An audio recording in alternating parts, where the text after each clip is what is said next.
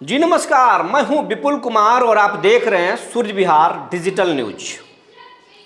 लोकसभा चुनाव में कई सीटों पर करारी हार के बाद बीजेपी बिहार में पूरी तरह से अलर्ट मोड में है और 2025 के चुनाव में फिर एक बार बड़े भाई की भूमिका में बीजेपी आना चाहती है, क्योंकि 2020 में बीजेपी विधानसभा के चुनाव में सबसे बड़ी पार्टी बनकर सामने आई थी। उसके बाद आरजेडी था और फिर जेडीयू था। लेकिन अब लोकसभा चुनाव में बीजेपी कई सीटों पर हार गई और यही नहीं, इस लोकसभा चुनाव में जो बीजेपी का जो वोट प्रतिशत था उसमें 5% का गिरावट आंका गया है। बीजेपी के जो वोटर थे उसकी संख्या 5% गिर गई है, जबकि इंडिया अलायंस के वोटों में इजाफा हुआ है, उसके वोट प्रतिशत में इजाफा हुआ है।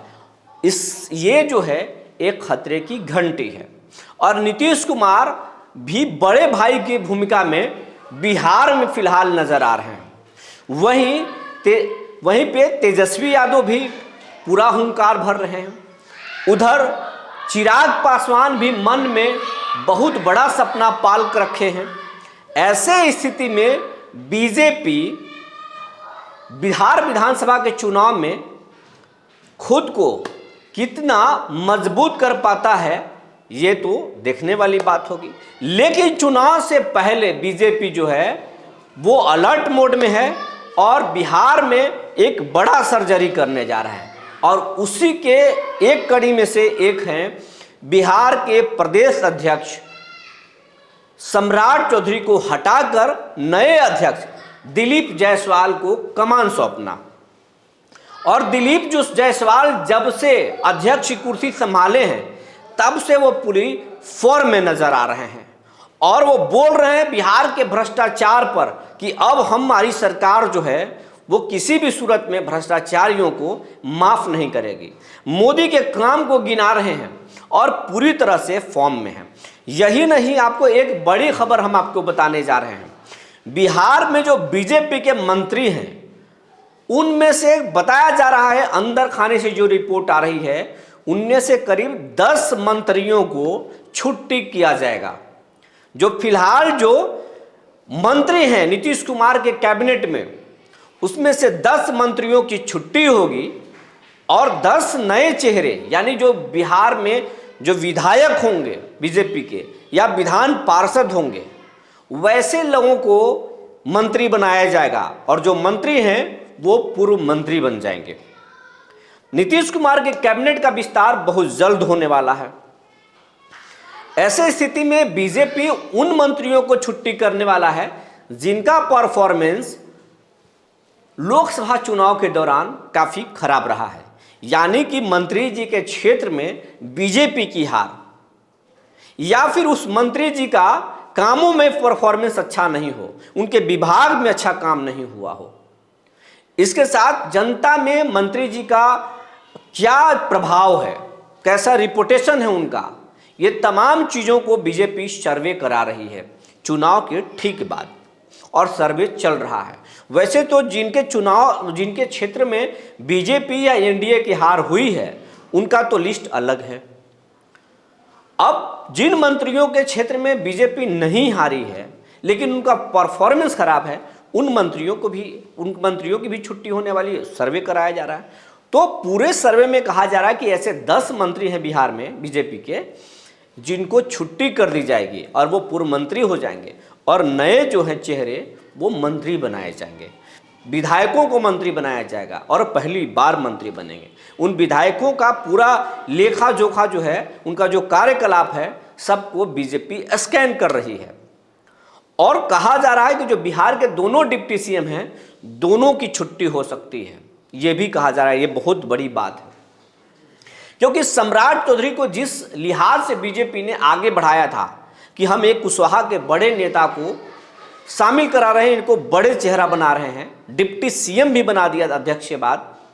लेकिन लोकसभा चुनाव में सम्राट चौधरी एक कुशवाहा के वोट को ट्रांसफर एनडीए में नहीं करा पाए। जहां जहां इंडिया अलायंस में कुशवाहा जाति उम्मीदवार थे, सभी कुशवाहा जाति के लोग उस उम्मीदवार के साथ गए, कहीं भी वो बीजेपी या एनडीए अलायंस के साथ नहीं गए।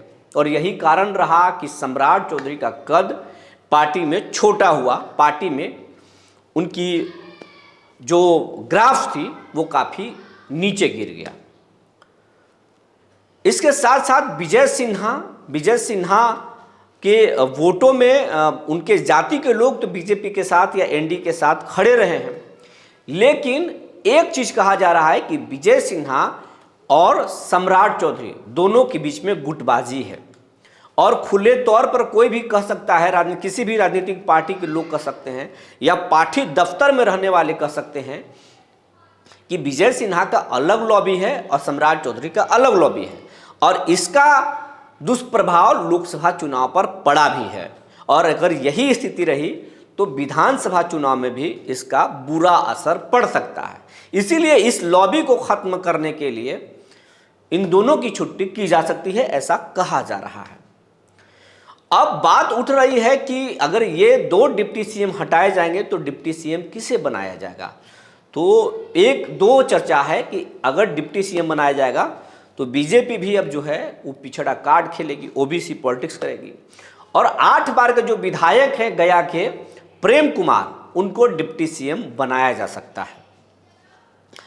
दूसरा नाम जो राजपूत जाति के बड़े नेता कहे जाते हैं, बड़े नौकरशाह हैं, आरके सिंह, जो मोदी कैबिनेट में ऊर्जा मंत्री रह चुके हैं, कहा जा रहा है कि उनको भी डिप्टी सीएम बनाया जा सकता है। लेकिन बीजेपी के एक बड़े नेता ने कहा कि बीजेपी इस बार अपना 2 डिप्टी सीएम नहीं बनाएगी, 2 पावर सेंटर नहीं बनाएगी, क्योंकि 2 पावर सेंटर बनाने के बाद लॉबिंग होती है, गुटबाजी होती है और इसका पार्टी पर बुरा असर पड़ता है। इसलिए इस बार एक ही डिप्टी सीएम बनाए जा सकते हैं, और अगर इसमें बनाए जा सकते हैं तो प्रेम कुमार ही बनाए जा सकते हैं।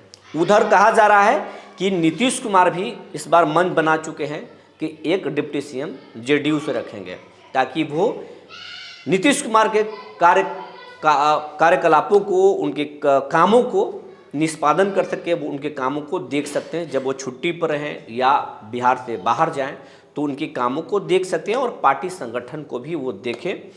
और नीतीश कुमार के बाद बिहार में दूसरा बड़ा नेता के रूप में जेडीयू के वो उभर के सामने आए। और इसमें सबसे बड़ा जो नाम आ रहा है वो नाम आ रहा है, उनके स्वजातीय हैं मनीष वर्मा, रिटायर्ड आईएएस हैं और गृह जिला नालंदा के हैं मुख्यमंत्री के, और वो पार्टी में शामिल हुए हैं। तो मनीष वर्मा को डिप्टी सीएम बनाया जा सकता है, इसमें हैरत वाली बात नहीं हो सकती है। तो कुछ लोग कह रहे हैं कि विजय कुमार चौधरी को भी डिप्टी सीएम बनाया जा सकता है, लेकिन दोनों में अगर कहा जाए तो दोनों में मनीष वर्मा भारी है, क्योंकि नीतीश के स्वजातीय हैं और स्वजातीय के बिहार में क्या महत्व है, कितनी जाति फीलिंग है, ये हम और आप सब जानते हैं। तो हो सकता है कि मनीष वर्मा बिहार के डिप्टी सीएम जेडीयू कोटे से बनाए जा सकते हैं।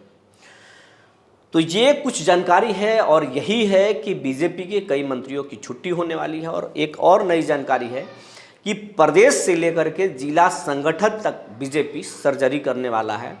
प्रदेश से संगठन में भी बहुत सारे फेरबदल होंगे और जिला इकाई तक भी फेरबदल होगा।